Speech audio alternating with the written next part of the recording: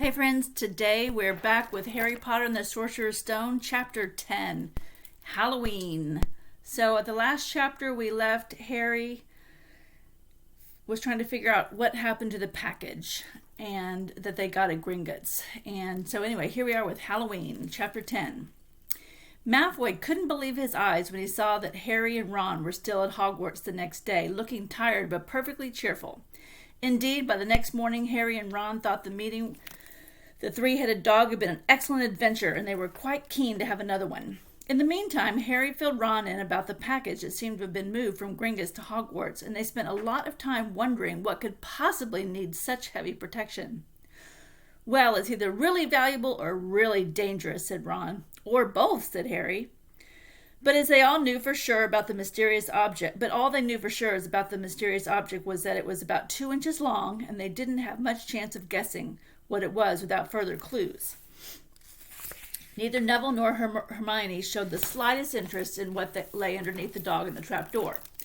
All Neville cared about was never going near the dog again. Hermione was now refusing to speak to Harry and Ron, but she was such a bossy know-it-all that they saw this as an added bonus.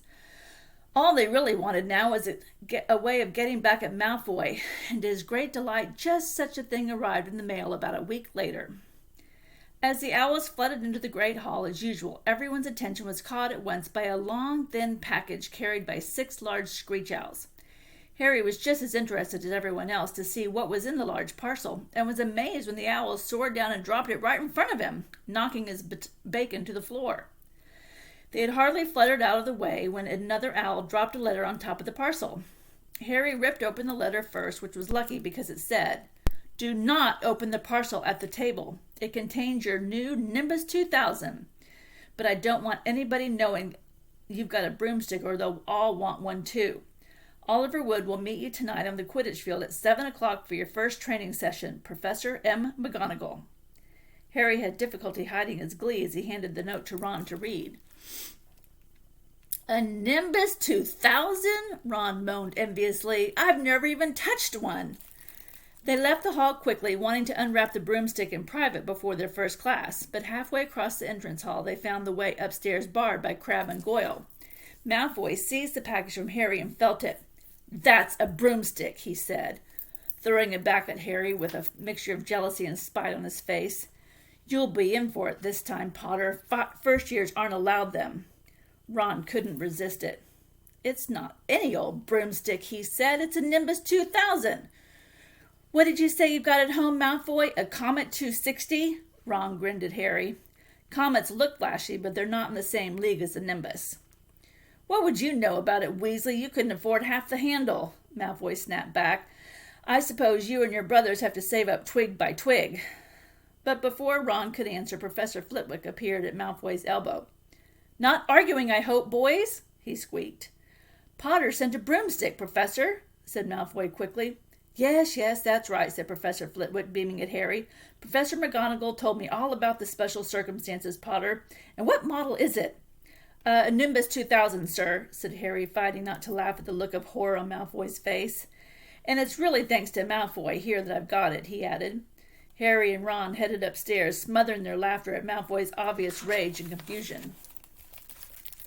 "Well, it's true," Harry chortled as they reached the top of this marble staircase. "If he hadn't stolen Neville's Remember-All, I wouldn't have been on the team." "So I suppose you think that's a reward for breaking the rules," came an angry voice just behind them. Hermione was stomping up the stairs, looking disapprovingly at the package in Harry's hand. "I thought you weren't speaking to us," said Harry. "Yes, don't stop now," said Ron. "It's doing us so much good." Hermione marched away with her nose in the air. Harry had a lot of trouble keeping his mind on his lessons that day. It kept wandering up to the dormitory where his new broomstick was lying under his bed, or straying off to the Quidditch field where he'd be learning to play that night. He bolted his dinner that evening without noticing what he was eating, and then rushed upstairs with Ron to unwrap the Nimbus 2000 at last. "Wow!" Ron sighed as the broomstick rolled into Harry's bedspread. Even Harry, who knew nothing about the different brooms, thought it looked wonderful. Sleek and shiny with a mahogany handle, it had a long tail of neat straight twigs and the Nimbus 2000 written in gold near the top. As 7 o'clock drew near, Harry left the castle and set off in the dusk toward the Quidditch field. He'd never been inside the stadium before.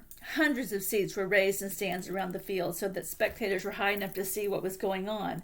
At either end of the field were 3 golden poles with hoops at the end. They reminded Harry a little of plastic sticks Muggle children blow bubbles through, except that they were 50 feet high. Too eager to fly again to wait for Wood, Harry mounted his broomstick and kicked off from the ground. What a feeling! He swooped in and out of the goalpost and then sped up and down the field. The Nimbus 2000 turned whenever he wanted at his lightest touch. "Hey, Potter, come down!" Oliver Wood had arrived. He was carrying a large wooden crate under his arm. Harry landed next to him. "Very nice," said Wood, his eyes glinting. "I see what McGonagall meant. You really are a natural. I'm just going to teach you the rules this evening, then you'll be joining team practice 3 times a week." He opened the crate, and inside were 4 different-sized balls. "Right," said Wood. "Now, Quidditch is easy enough to understand, even if it's not too easy to play. There are 7 players on each side. 3 of them are called chasers." 3 chasers, Harry repeated as Wood took out a bright red ball the size of a soccer ball. "This ball's called the quaffle," said Wood. The chasers throw the quaffle to each other and try and get it through one of the hoops to score a goal. 10 points every time the quaffle goes through one of the hoops. Follow me? The chasers throw the quaffle and put it through the hoops to score, Harry recited. "So that's sort of like basketball on broomsticks with 6 hoops, isn't it?" "What's basketball?" said Wood curiously. "Never mind," said Harry quickly. "Now there's another player on each side who's called the keeper. I'm keeper for Gryffindor. I have to fly around our hoops and stop the other teams from scoring." 3 chasers, 1 keeper," said Harry, who was determined to remember it all. "And they play with the quaffle. Okay, got that. So what are these for?" He pointed at 3 balls left inside the box. "I'll show you now," said Wood. "Take this." He handed Harry a small club, a bit like a short baseball bat. "I'm going to show you what the bludgers do," Wood said. "These 2 are the bludgers." He showed Harry 2 identical balls, jet black and slightly smaller than the red quaffle. Harry noticed that they seemed to be straining to escape the straps holding them inside the box. "Now stand back," Wood warned Harry. He bent down and freed one of the bludgers. At once, the black ball rose high in the air and then pelted straight at Harry's face. Harry swung at it with the bat to stop it from breaking his nose and sent it zigzagging away into the air. It zoomed around their heads and then shot at Wood, who dived on top of it and managed to pin it to the ground. "See?" Wood panted, forcing the struggling bludger back into the crate and strapping it down safely. "The bludgers rocket around trying to knock players off their brooms.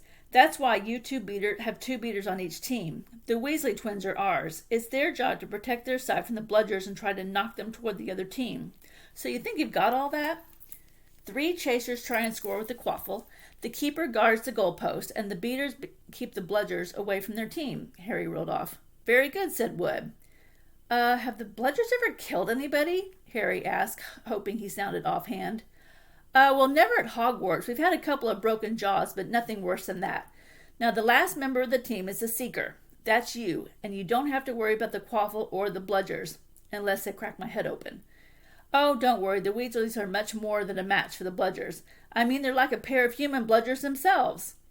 Wood reached into the crate and took out the 4th and last ball. Compared with the quaffle and the bludgers, it was tiny, about the size of a large walnut. It was bright gold and had little fluttering silver wings.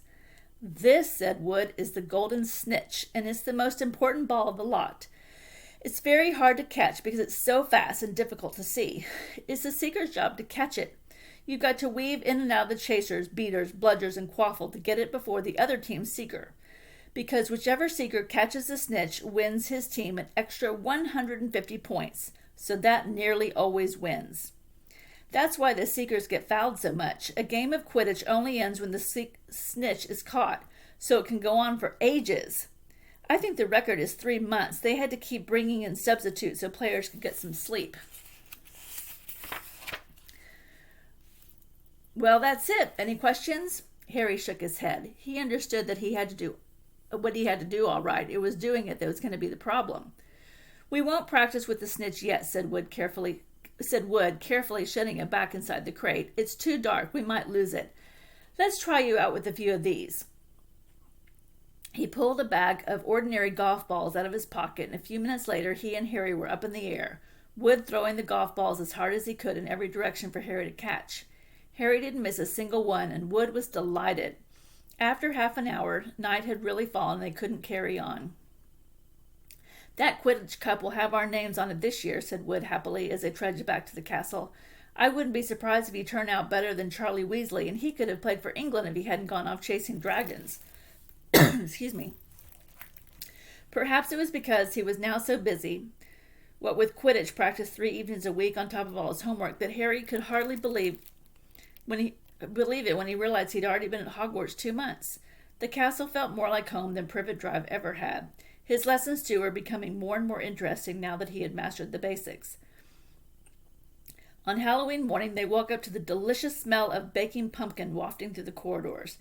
Even better, Professor Flitwick announced in charms that he thought they were ready to start making objects fly, something they'd all been dying to try since they'd seen him make... I'm sorry, excuse me. It's hard to read this much. They'd seen him make Neville's toad zoom around the classroom. Professor Flitwick put the class into pairs to practice. Harry's partner was Seamus Finnegan, which was a relief because Neville had been trying to catch his eye. Ron, however, was to be working with Hermione Granger. It was hard to tell whether Ron or Hermione was more angry about this. She hadn't spoken to either of them since the day Harry's broomstick had arrived. "Now, don't forget that nice wrist movement we've been practicing," squeaked Professor Flitwick, perched on top of his pile of books as usual. "Swish and flick. Remember, swish and flick. And saying the magic words properly is very important, too. Never forget Wizard Barfio, who said S instead of F and found himself on the floor with a buffalo on his chest." It was very difficult. Harry and Seamus switched and flicked, but the feather they were supposed to be sending skyward just lay on the desktop. Seamus got so impatient that he prodded it with his wand and set it on fire. Harry had to put it out with his hat. Ron at the next table wasn't having much more luck. "Wingardium Leviosa!" he shouted, waving his long arms like a windmill. "You're saying it wrong," Harry heard Hermione snap. "It's Wingardium Leviosa. Get the gar nice and long." "Well, then you do it if you're so clever," Ron snarled. Hermione rolled up her sleeves on her gown, flicked her wand, and said, "Wingardium Leviosa!" The feather rose off the desk and hovered about 4 feet above their heads. "Oh, well done!" cried Professor Flitwick, clapping. "Everyone see here, Miss Granger's done it." Ron was in a very bad mood by the end of the class. "It's no wonder no one can stand her," he said to Harry as they pushed their way into the crowded corridor. "She's a nightmare, honestly." Someone knocked into Harry as they hurried past him. It was Hermione. Harry caught a glimpse of her face, and he was startled to see that she was in tears. "I think she heard you." "So?" said Ron, but he looked a little uncomfortable. "She must have noticed she's got no friends." Hermione didn't turn up for the next class and wasn't seen all afternoon.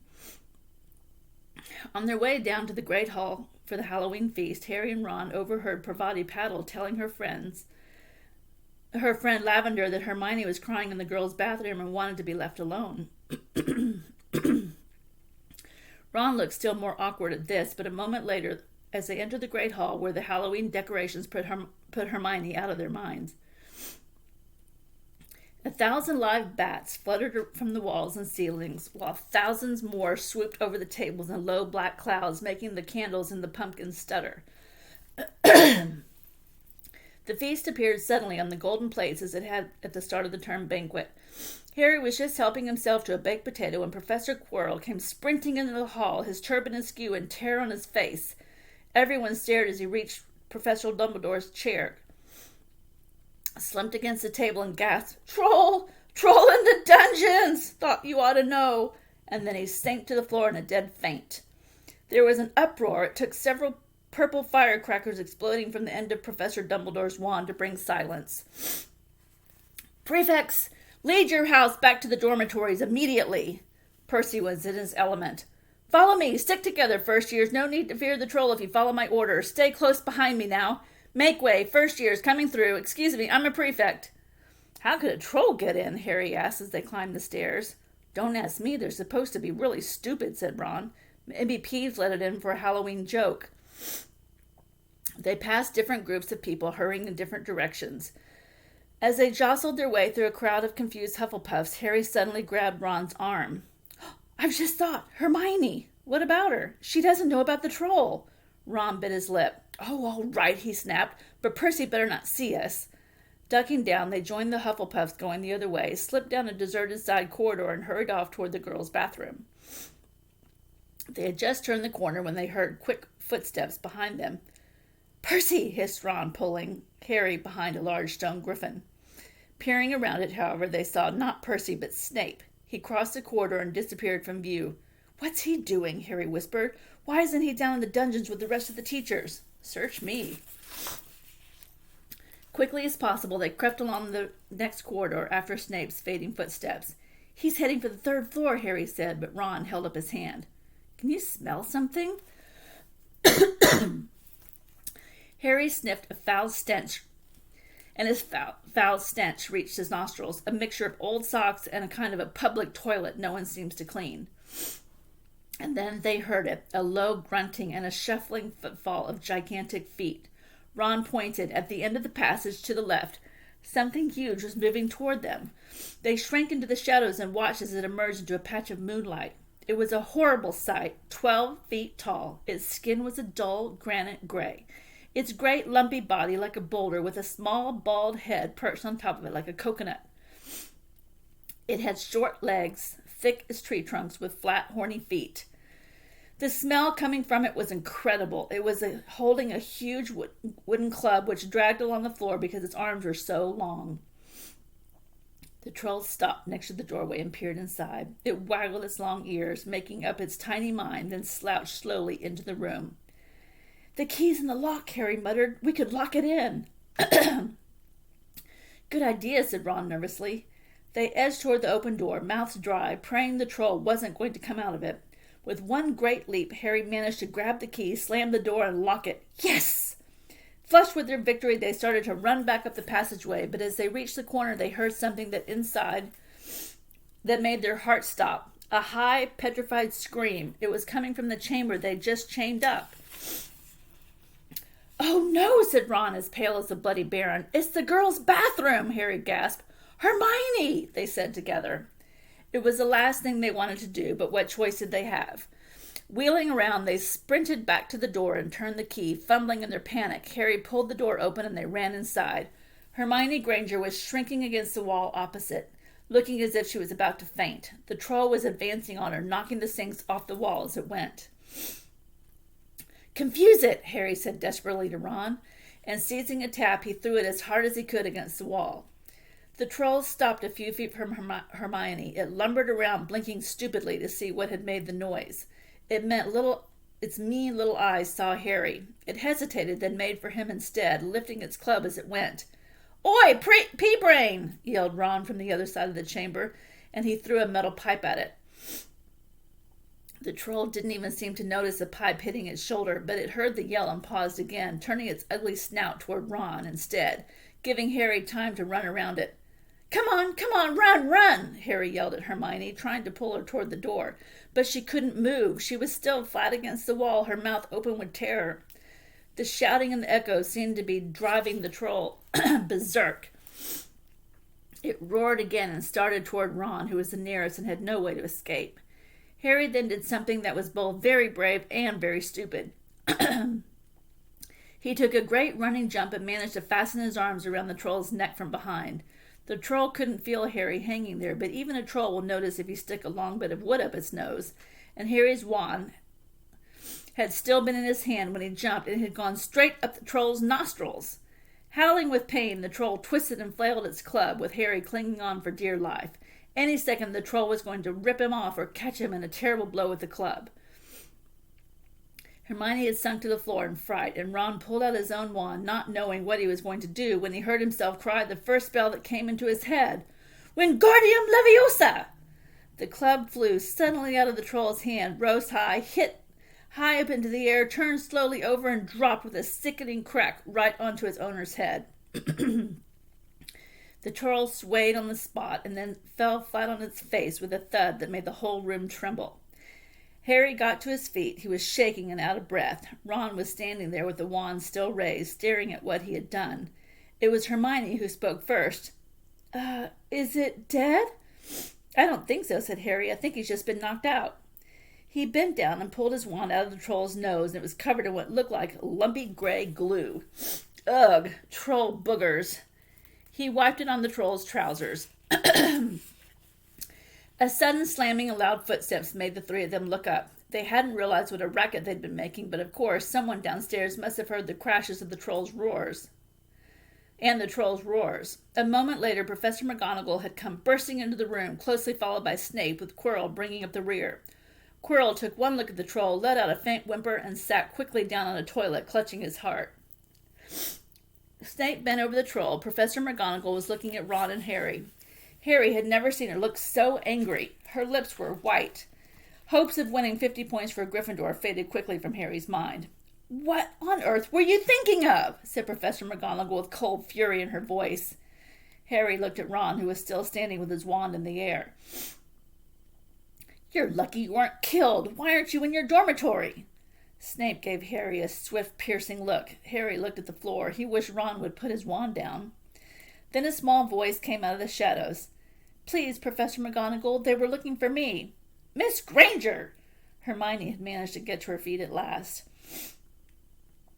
"I went looking for the troll because I thought I could deal with it on my own, because I've read all about them." Ron dropped his wand, and Hermione Granger telling a downright lie to a teacher? "If they hadn't found me, I'd be dead now." Harry stuck his wand up its nose, and Ron knocked it out with his own club. "They didn't have time to come and fetch anyone. It was about to finish me off when they arrived." Harry and Ron tried to look as though the story wasn't new to them. "Well, in that case," said Professor McGonagall, staring at the three of them, "Miss Granger, you foolish girl, how could you think of tackling a mountain troll on your own?" Hermione hung her head. Harry was speechless. Hermione was the last person to do anything against the rules, and here she was pretending she had to get them out of trouble. It was as if Snape had started handing out sweets. "Miss Granger, 5 points will be taken from Gryffindor for this," said Professor McGonagall. "I'm very disappointed in you. If you're not hurt at all, you'd better get off to Gryffindor Tower. Students are finishing the feast in their houses." Hermione left. Professor McGonagall turned to Harry and Ron. "Well, I still say that you're lucky, but not many first years could have taken on a full-grown mountain troll. You each win Gryffindor 5 points. Professor Dumbledore will be informed of this. You may go." They hurried out of the chamber and didn't speak at all until they climbed 2 floors up. It was a relief to be away from the smell of the troll, quite apart from anything else. "We should have gotten more than 10 points, Ron grumbled. 5, you mean, once she's taken off Hermione's." "Good for her to get us out of trouble like that," Ron admitted. Mind you, we did save her." "She might not have needed saving if we hadn't locked the thing in with her," Harry reminded him. They had reached the portrait of the fat lady. "Pig snout," they said, and entered. The common room was packed and noisy, and everyone was eating the food that had been set up. Hermione, however, stood alone by the door, waiting for them. There was a very embarrassed pause. Then, none of them looking at each other, they all said thanks and hurried off to get plates. But from that moment on, Hermione Granger became their friend. There are some things you can't share without ending up liking each other, and knocking out a 12-foot mountain troll is one of them. All right, so that's the end of Chapter 10. Next time, it'll be Chapter 11. It's called Quidditch. I hope you enjoyed it. Happy reading, friends.